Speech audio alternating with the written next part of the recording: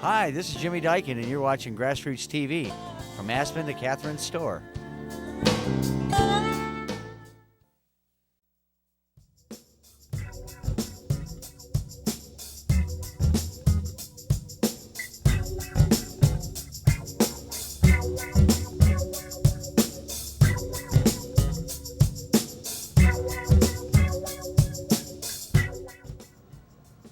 This is Meet the Press with Alex and Jake. This show is underwritten by Sugar, a fine apparel store located right in town. The Autograph Store is featuring historical memorabilia from Abraham Lincoln and Thomas Jefferson. And Behold Real Estate and Company, servicing all of your real estate needs in the Roaring Fork Valley. Call Blake Hull at 970-920-2280 for more information. And the Aspen Institute, a world-class think tank located in the Aspen Meadows. This show is also underwritten by the Cosbar, a fine cosmetics store located in downtown Aspen. Joshua & Company, an exclusive affiliate of Christie's Great Estates. Jack Wilkie & Builders, a fine builder in the Roaring Fork Valley. Call 927-4266 for more information. Meet the Press is also underwritten by Polar Revolution, a fine snowboard shop located in downtown Aspen. And the Aspen Daily News. If you don't want it printed, don't let it happen. Welcome to Meet the Press with Alex and Jake. I'm Jake Lansberg. I'm Alex Feinstein. And today we have former Secretary of State Madeleine Albright. Now, before we start this interview, I just want to make sure you know that we aren't partisan here. Last week we had Tony Verstandig, a Clinton advisor about the Middle East, and now we have Secretary Albright. It's not that we're declining anybody in the Bush administration. It just happens to be that the Clinton people are coming on. They come to Aspen, so they come on the show. That's how it works. Thanks for coming on, Ms. Secretary Albright. Very glad, really glad to be with you, both Alex and Jake. It's really fun. Thank you very much. I want to know your opinion on Russia. Recently, they've canceled some elections, and I wanted to hear your opinion on whether you think Russia's a democracy or not. Well, I'm very concerned about Russia, and I don't think it's a democracy at this stage because there were attempts at having various forms of democratic government there when Boris Yeltsin was president. It was very new, and they did have elections and everything, but I'm very worried about some of the things that President Putin is doing in terms of canceling elections for the governors and also harassing a lot of the people that are trying to be his opposition. So I think it's questionable what it is now, and it makes it very hard because we have a very important relationship with Russia. We are concerned about terrorism, and we need their help in fighting terrorism. Now, how can America make it more of a democracy? Can they do anything? Well, I think that we can urge them to have more democracy. I'm chairman of the board of something called the National Democratic Institute, which does work all over the world, and we have some programs in Russia trying really to help train some of the local people, giving them opportunities to figure out how to have alternative parties. But I think we have to express the fact that we will never have a totally normal relationship with Russia if it does not allow democracy to go forward. Do you think Russia's making progress as a nation, or do you think they're just kind of at a deadlock right now? Well, they're in a very difficult place, and I used to do kind of the Soviet Union, which I always said makes me an archaeologist, but I think it's continues to be a fascinating place. They are in a very hard place because they were the other superpower. Mm-hmm. And I've done a lot of polling and interviewing in Russia, and the ordinary Russian people feel that they've kind of lost their identity, and Putin has been appealing to that. The thing that is so complicated about it is that they can deal with whatever economic problems they have now just by turning on the oil spigot. And so they are not in a position of really pushing very hard for reforms, both in the economic and the political scene. I remember during the debates, President Bush said he had a very close relationship with Putin, the president of Russia. Has that relationship changed since then? Well, President Bush and President Putin, I think, developed a relationship of trust. President Bush saw President Putin at the G8, and also they talked to each other. I think they have a pretty good relationship, and I hope very much that President Bush uses that relationship in order not only to get intelligence cooperation in dealing with terrorists, but also in making clear that it's important to move forward on democracy. A year or two ago, I saw a very disturbing piece on 60 Minutes about North Korea.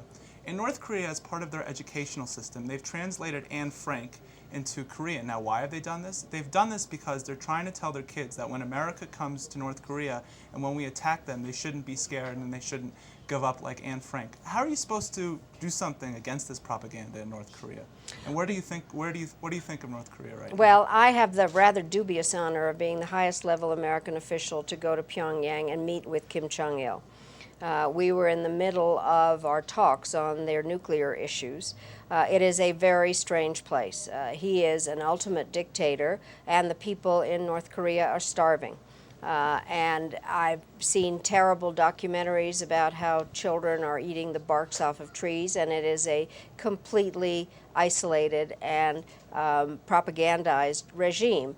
But I think that it's very important for us to deal with them because you can't break through that barrier if we don't have any relationship with them. Why aren't humanitarian issues more of an issue in the news? I know you look at Sudan, you look at people in rural North Korea, they just have it so badly, yet the media pays no attention to it. Why is this, do you think? Well, I think at the moment we're very focused on Iraq and the military and our troops that are in Iraq, and we have to support our troops. And sometimes humanitarian issues are kind of seen as goo-goo issues or soft-headed. I happen to believe that they are national security issues because if the people are hungry or suffering in terms of genocide or various horrible other humanitarian problems, those come home to America too. And I think part of it is that we have so many other issues on the table but are mostly focused on Iraq. I think it's very sad because I know my students I teach at Georgetown are very worried about Darfur, and I think that people your age are doing the right thing and focusing on humanitarian issues because they matter. Another country that's been gaining more and more recognition by the media is Venezuela, and what's recently happened there with Hugo Chávez and how he really openly hates the United States now, and the relationship between the United States and Venezuela is basically going away. And there's rumors of him, not rumors, that he is very close with Castro. What do you think of this situation? Well, I think it's a very difficult situation and a dangerous one for us. I went to Venezuela before Chavez was elected, and I could see what was happening in many ways. The place was run by a lot of older men who had no relationship with the people, and I can understand why somebody as charismatic as Hugo Chávez got elected. He is a populist. It's a rich country with oil, and the people felt poor and disenfranchised. But he is somebody who is using his oil wealth to have a new relationship with Castro and to just not have any relationship with us. It's a very difficult situation because of coups against him and referenda that there's some question as to how honest they were. The serious problem is that the Venezuelans are really mobilizing an anti-American force in Latin America in a lot of different places and developing a very close relationship with the Chinese who are trolling for oil. And so it's a complicated and difficult situation, but I don't have a sense that we're paying much attention to it. I have a question. How much pressure is the U.S. government putting on or trying to put on China not to give the Sudanese government, which is now killing people and raping women, oil revenue? How much pressure is put on China? Well, I don't know from the inside, but this is one of those issues where there are a lot of different interests there. The Chinese are developing very rapidly, and they very much need new sources of oil. Sudan has the oil.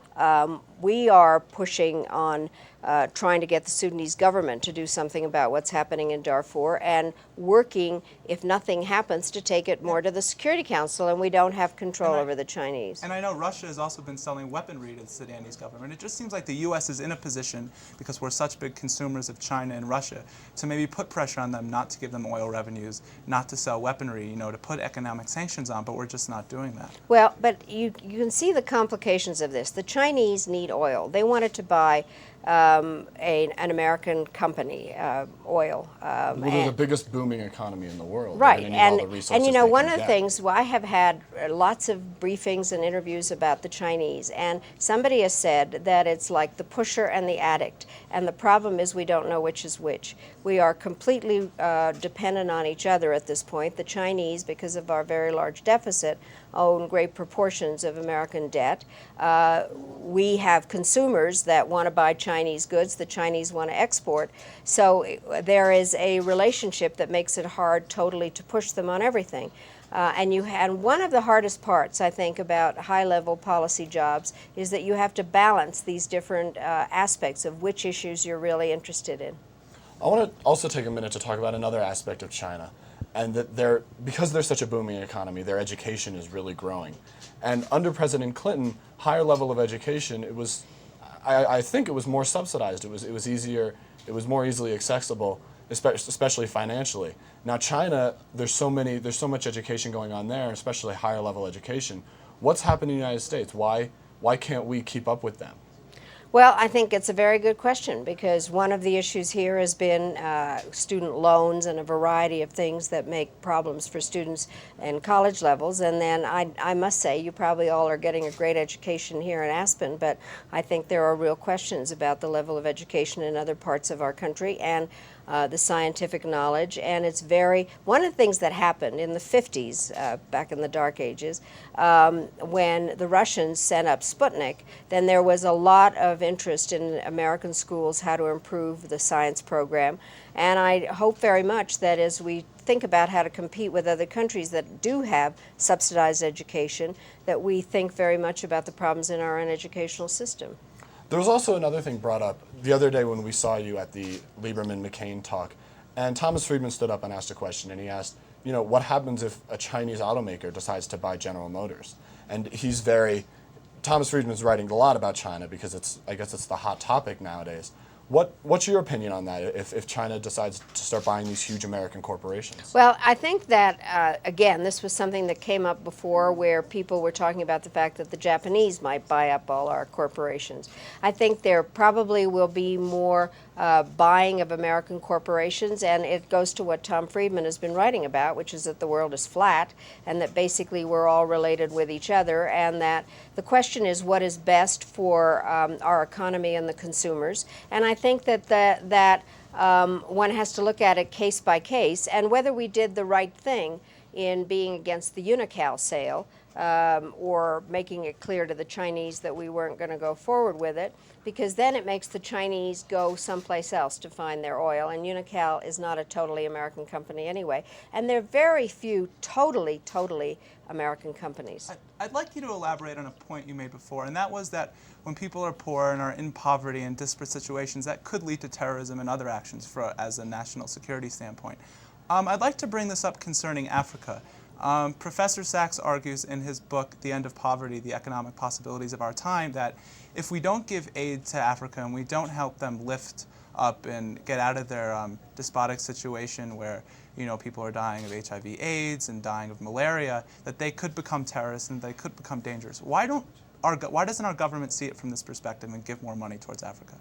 Well, you mentioned that you're co-sponsored by the Aspen Institute. We've just been having very interesting discussions there about the whole issue of terrorism, what the causes are, what you can do to alleviate it. And it is very hard to prove a direct connection between being poor and being a terrorist. But there definitely creates situations where people are much more likely to be recruitable by those who have a lot of problems with Western governments. One of the hardest parts in the United States is, and you asked this question the other night, is why we don't give more foreign aid. And I can tell you from having worked both in the executive branch and the legislative branch, it is one of the most misunderstood parts. People, if you were to poll average Americans, they think that maybe 25% of our budget goes to foreign aid.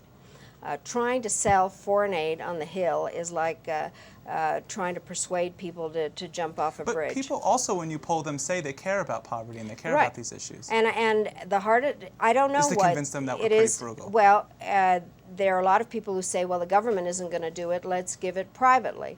I happen to think that we should start calling it national security assistance. Right. Because if you put foreign and aid together, that turns people off. And I think it is in our national interest to actually give more to national security assistance.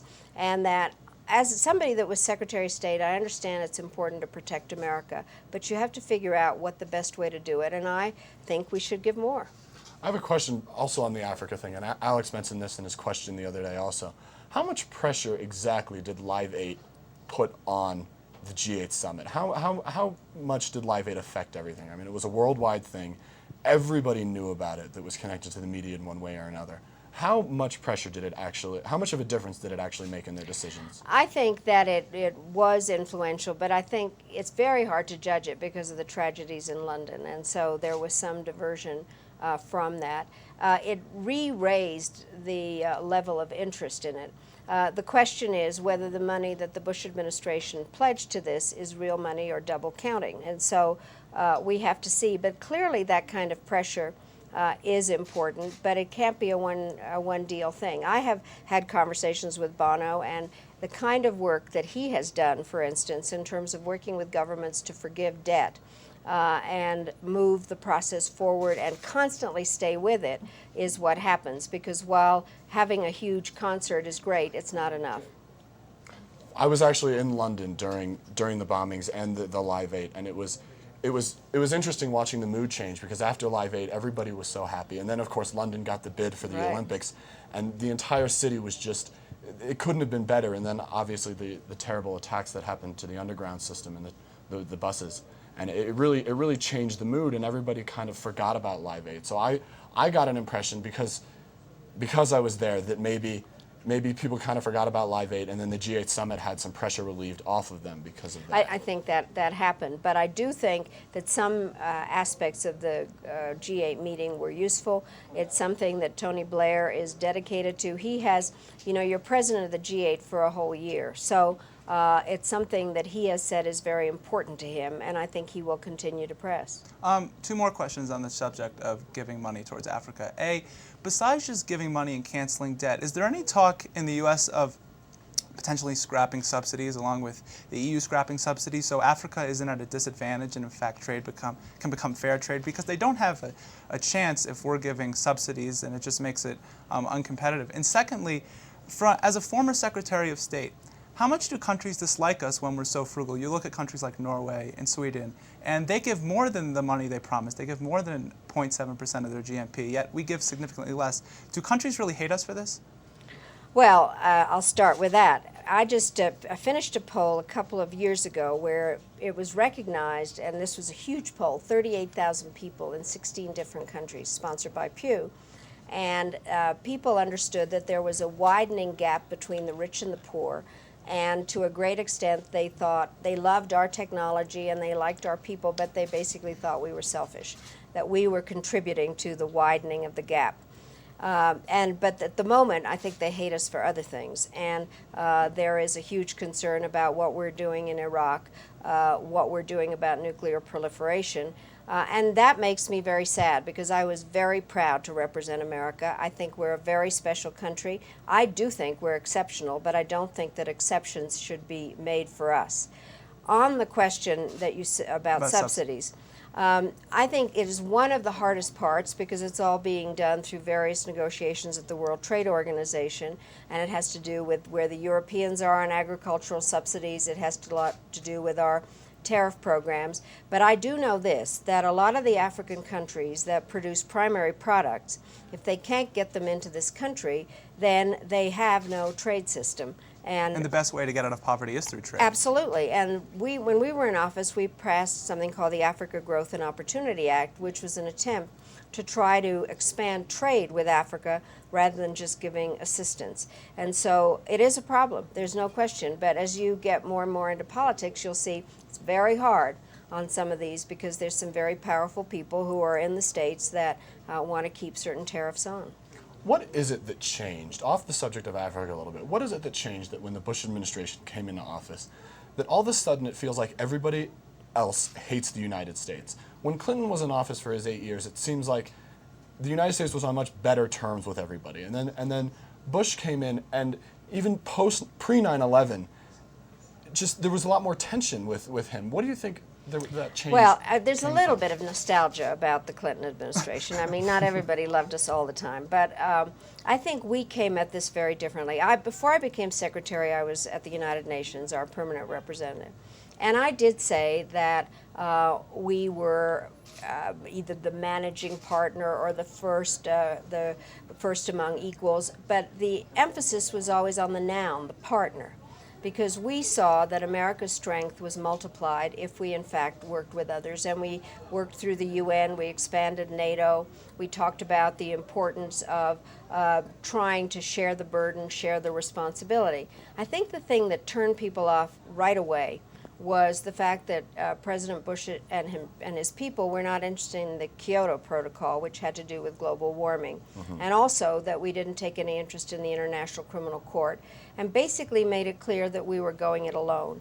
What has happened, I must say, to be fair, is that the facts have kind of impinged now, and in the second term, I think there is much more interest in working with others and looking at ways to cooperate. But the initial thing was kind of, America going it alone, and I think that turned people off. And then, of course, there was the issue of Iraq.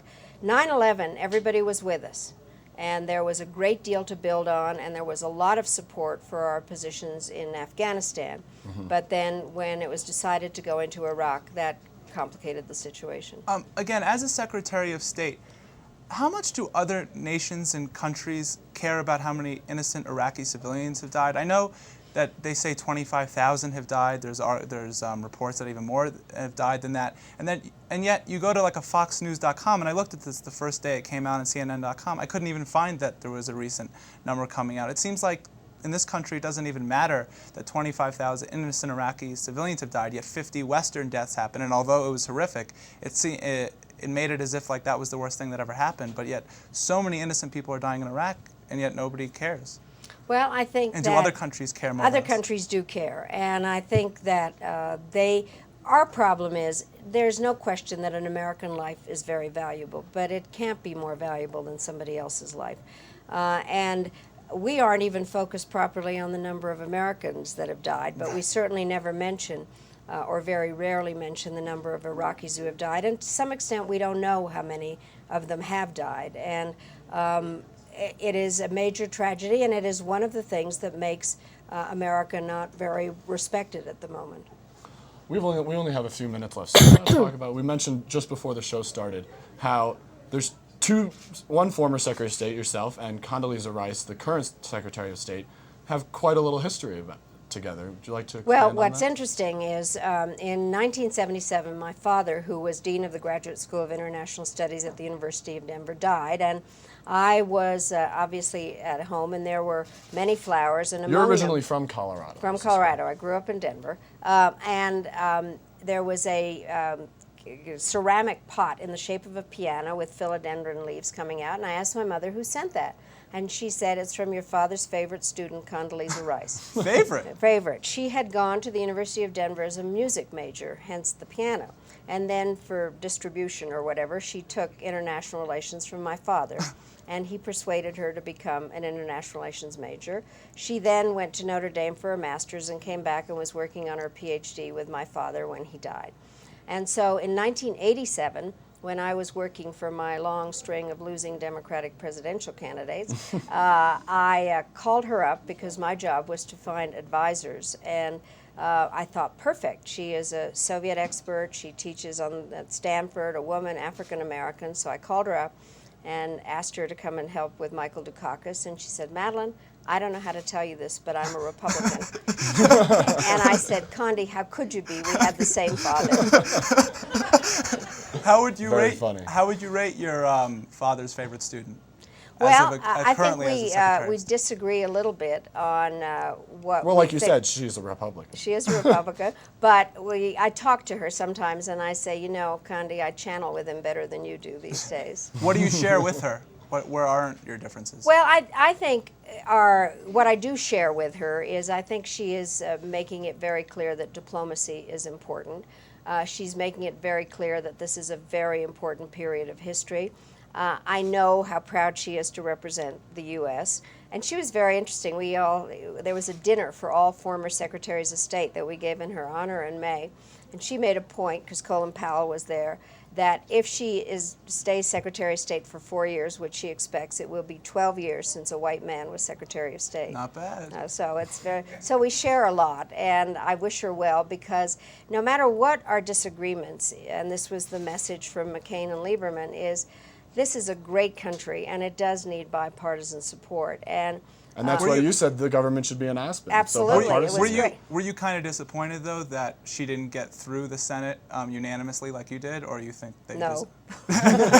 Because I think people had a lot of questions. Rightfully I think so. Rightfully so. Senator Boxer asked a lot of very Tough hard questions. And you know, when I was being in my hearings when I was for secretary, I was asked a lot of questions about my time as UN ambassador. She was rightfully asked questions about her role as national security advisor, and decisions were made about going into Iraq then. And I think that is one of the major questions in terms of foreign policy. And quickly, as a former UN ambassador, what's your opinion of John Bolton? He's there. It's a good note to end on. Former Secretary of You can't State get better Madeleine than a Albright. Secretary of State. Maybe a president. Maybe if you could call Bill Clinton, we wouldn't mind having him on, would we? But besides that, I think we could can't fit him get. in. Yeah, but besides Well, that, let you me can't get better. congratulate you too. You asked great questions. This is a great show, and Thank I'm you very much. very honored Thank you, to and have been with you. and you have met the press. Yeah. This has been Meet the Press for this week. We'll see you next week. So long.